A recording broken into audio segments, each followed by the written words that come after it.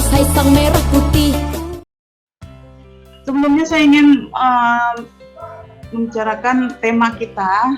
Kegiatan hari ini adalah melihat kondisi remaja saat ini ya, ibu-ibu, yang penuh permasalahan mulai dari pornografi, free sex, incest, hubungan seks darah, LGBT dan lain sebagainya. Naudzubillah min dzalik ya, menjadi tantangan untuk para bunda agar dapat mendampingi ananda melalui masa-masa baliknya. Maka para orang tua diharapkan mampu membersamai remaja dalam mengenalkan perubahan diri, perubahan pemikiran dan psikologisnya, sekaligus menanamkan nilai-nilai spiritualnya. Assalamualaikum warahmatullahi wabarakatuh. Waalaikumsalam warahmatullahi wabarakatuh. Yang saya hormati Ibu Ayi selaku Ketua IK BSI RO 3 Palembang, Ibu-ibu BPH dari IK BSI RO 3 Palembang, ibu-ibu area manajer barangkali yang hadir dari area Bengkulu, Padang, Lampung maupun Palembang, ibu-ibu pengurus dari IKBSI area Jambi, juga yang saya sayangi ibu IKBSI area Jambi. Sama-sama marilah kita panjatkan puji syukur kehadiran Allah Subhanahu wa taala, karena berkat rahmat Allah Subhanahu wa taala kita hari ini bisa berkumpul kembali dalam acara webinar, walaupun secara virtual, tapi alhamdulillah kita semua bisa berkumpul bertemu hari ini. Ibu-ibu sekalian, IKBSI dibuat untuk ibu-ibu untuk kita, sehingga kita mengharapkan sekali ibu-ibu menghadirkan hati dan jiwanya di IKBSI ini, karena supaya setiap detiknya menjadi amal saleh, ya. Beda sekali antara amal yang dengan niat dan tanpa niat. Satu amal yang dengan niat itu bisa dicatat sebagai 10 kebaikan.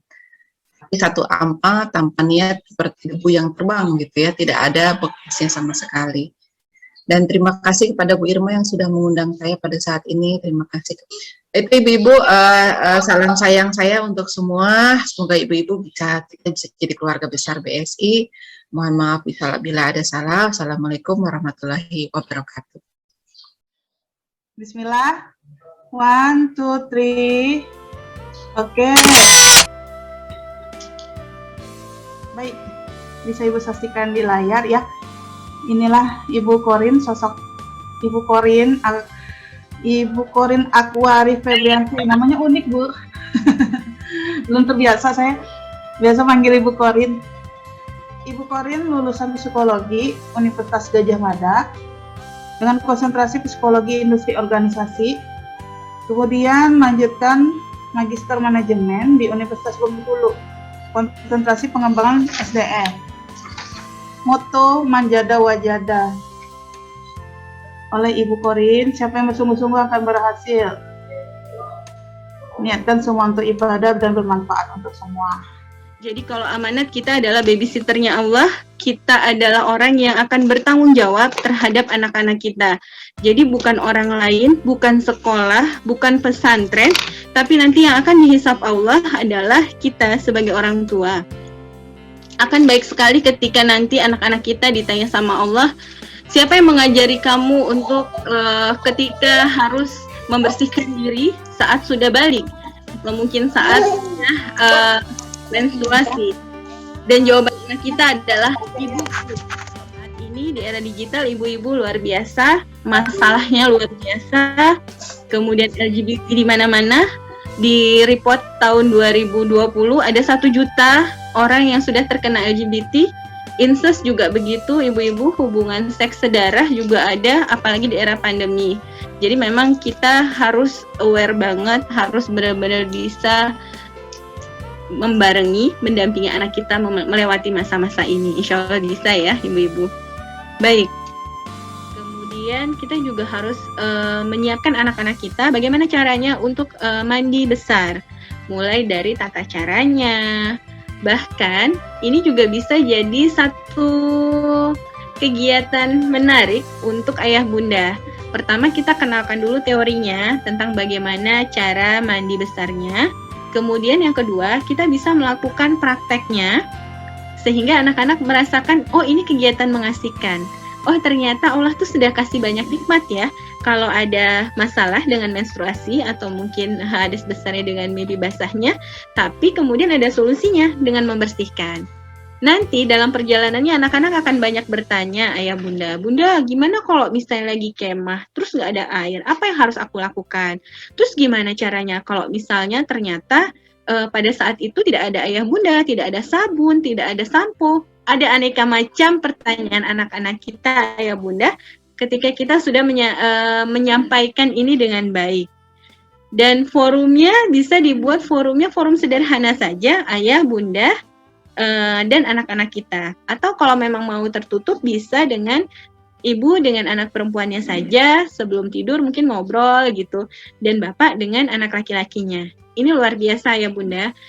Dan ketika dicoba ada banyak hal yang menarik yang kemudian di luar pemikiran kita yang ditanyakan oleh anak-anak kita, seperti itu. Jangan lupa untuk selalu mengingatkan bahwa ini adalah penanda dari Allah bahwa kamu sudah dewasa, bahwa ada kewajiban untuk bisa membersihkan semuanya dengan baik. Nah, kalau untuk laki-laki, kadang-kadang anak-anak susah membedakan. Ini untuk bapak-bapak ya, karena memang peran bapak itu penting banget, walaupun mungkin suami kita punya pekerjaan yang lumayan sibuk, bunda-bunda sekalian, tapi mungkin bisa meluangkan waktu di Sabtu atau Minggu untuk menjelaskan ini ke anak-anaknya. Karena anak-anak sendiri akan pusing, mana yang air mani, mana yang air mazi, mana yang wadi. Kita salah ketika 14-21 tahun kita malah yang terlalu mengekang, kemudian ini nggak boleh, itu nggak boleh, kemudian kamu salah, kamu nakal, dan seterusnya. Harusnya itu dilakukan di usia anak-anak umur 7-14 tahun. Kita ketatkan semuanya. Jadi dia tahu arahnya, oh ini baik, ini tidak, ini yang disuruh Allah, ini yang tidak.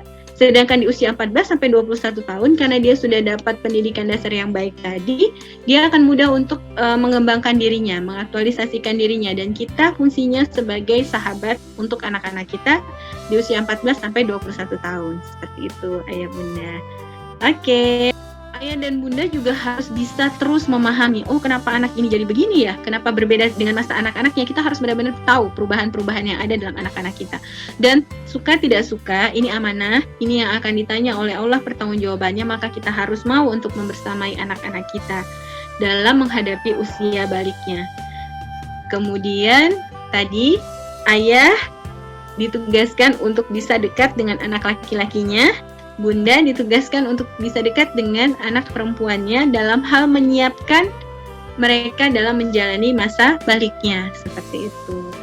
Baik, demikian ayah bunda materi dari saya, materi dari kami IKBSI dari area Jambi, bagaimana kita bisa menghadapi anak-anak kita supaya bisa mendampingi mereka melewati masa baliknya dengan baik. Dan mereka tahu bahwa saat saya balik, saya harus bertanya pada ayah dan bunda. Itu yang duluan. Saya harus bertanya pada abi dan umi. Itu yang utama. Saya harus bertanya pada mamah dan papa. Bukan pada orang lain, bukan pada gadget, tapi pada orang tuaku. Karena orang tuaku adalah orang tua yang hebat. Seperti itu. Jarak usia 2 tahun yang termasuk dekat itu mereka sering merasa bersaing gitu loh. Nah itu gimana untuk mensiasatinya dan untuk gimana kita orang tua menghadapi hal-hal yang kayak gitu. Karena kadang-kadang mereka minta dipilih gitu. Minta dipilih, bunda milih siapa atau bunda dukung siapa. Lalu kadang-kadang, bunda begitu, abang nggak begini, adek nggak begitu. Nah, itu kadang-kadang kita sebagai orang tua bingung gitu. Padahal kita sendiri sudah berusaha seadil mungkin gitu loh. Tapi masih ada pemikiran anak-anak yang berpikiran seperti itu. Khawatirnya nanti malah merasa didiskriminasikan gitu. Saya gitu Mbak Uci. Baik Bu Ira yang dirahmati Allah, Bismillahirrahmanirrahim. Ya, ibu-ibu semua, jadi sibling rivalry ini kompetisi tapi dengan saudara kandung. Jadi dia merasa aku dengan kakakku atau aku dengan adikku itu adalah rival, bukan kakak adik yang memang harus saling membersamai, tapi merasa aku lebih baik dari kakak, kakak lebih baik daripada aku.